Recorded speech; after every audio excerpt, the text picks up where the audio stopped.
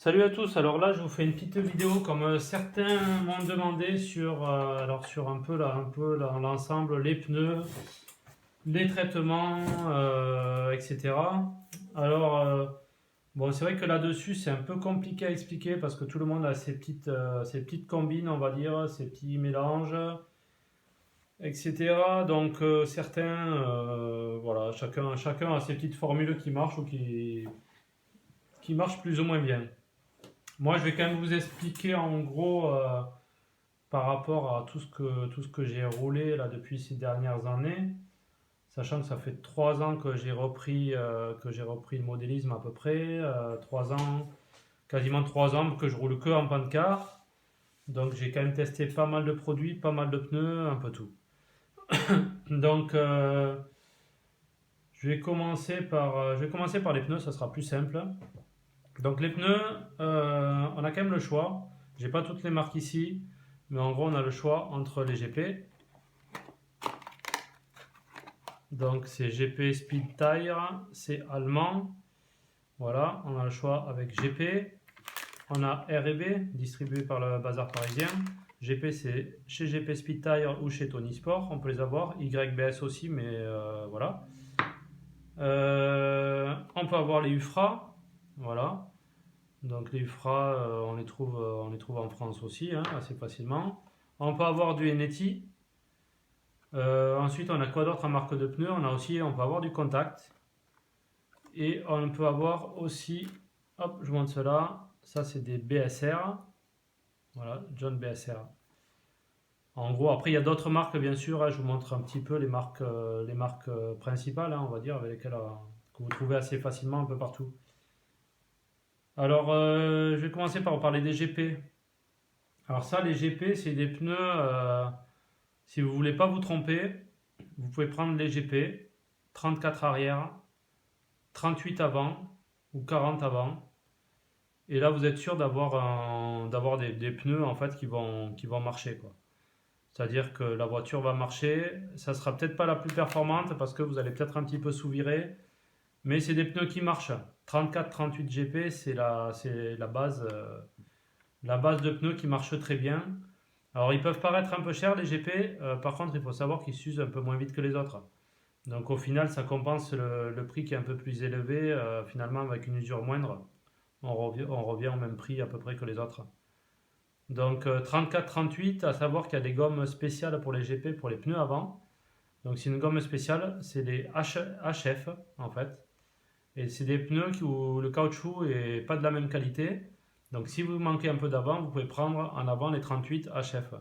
Et à ce moment-là, vous aurez un peu plus d'avant. Après, c'est des pneus que j'ai utilisés pendant plusieurs saisons, avec des traitements. Ben, j'avais de l'avant, j'avais de l'arrière, hein. Franchement, tout marchait bien. Sans prendre les HF, ça marchait déjà très très fort. Voilà, donc ça, c'est les pneus que j'ai beaucoup utilisés. Maintenant, vous avez les UFRA. Alors, les UFRA, après, enfin, pas assez compliqué, mais c'est des pneus qui marchent très bien. Moi, j'utilisais les 32 à l'arrière avec 38 à l'avant. C'est des pneus qu'on peut utiliser avec des duretés un peu plus hautes parce qu'en fait, je sais pas, niveau équivalence avec d'autres gommes, ça me paraît plus tendre. Donc le 32, ça sera plutôt du 30 chez une autre marque.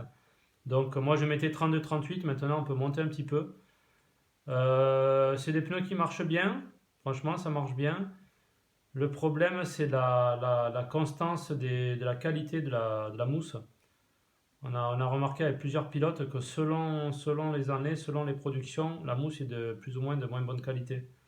Alors c'est vrai chez tous les fabricants, mais chez Ufra on avait vu un gros changement.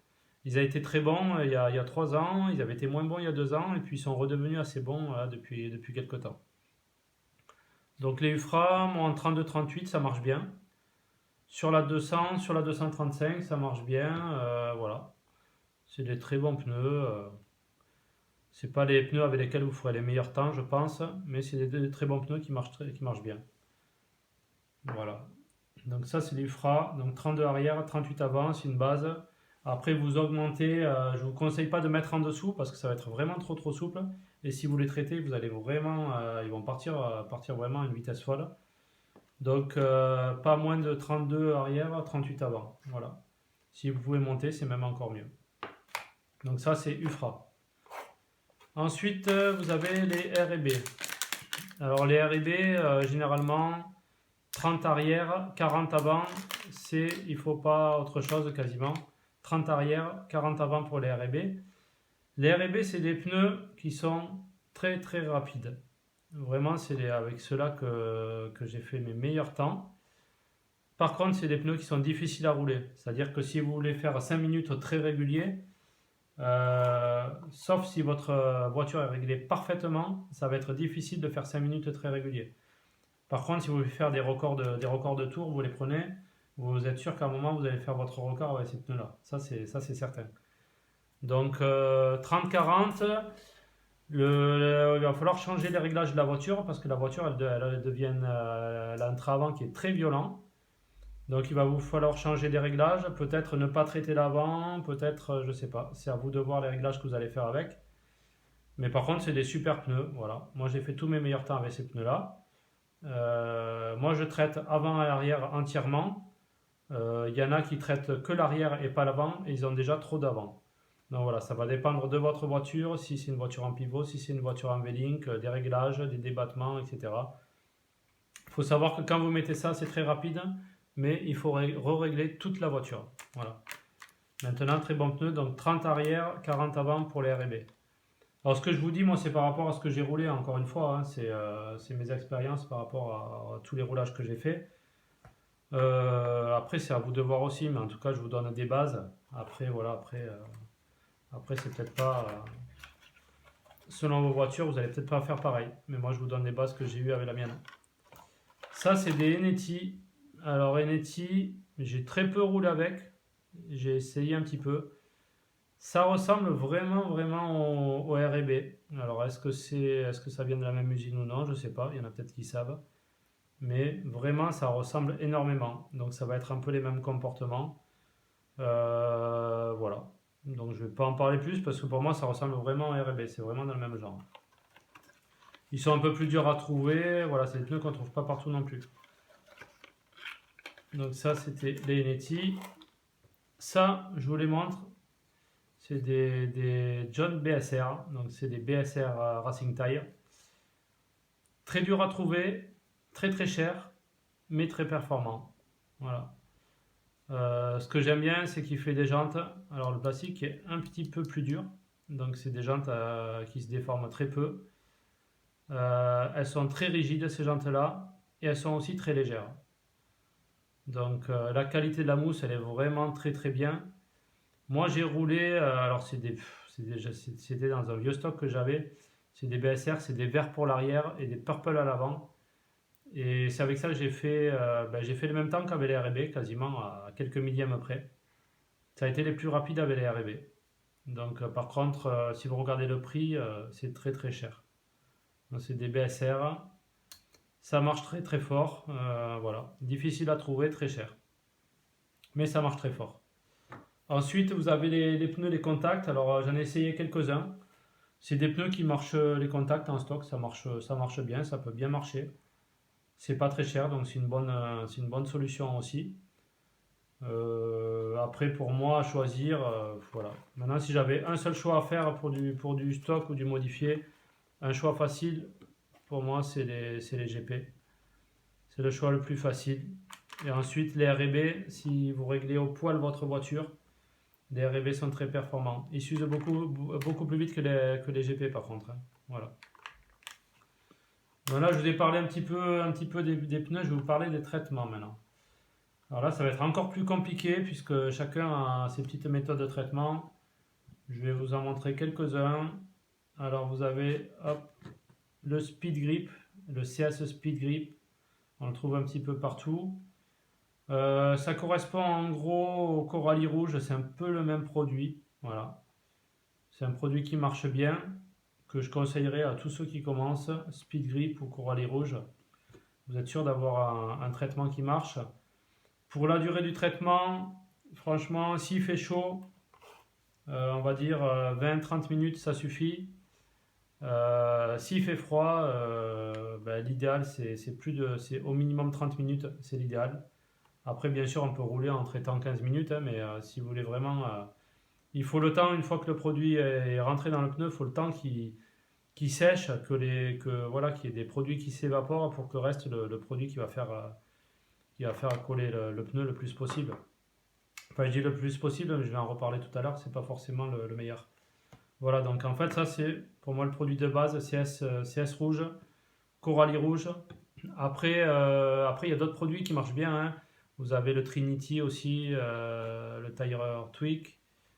Vous avez plusieurs produits Trinity, je crois que c'est Tire Tweak, hein, si je ne me trompe pas.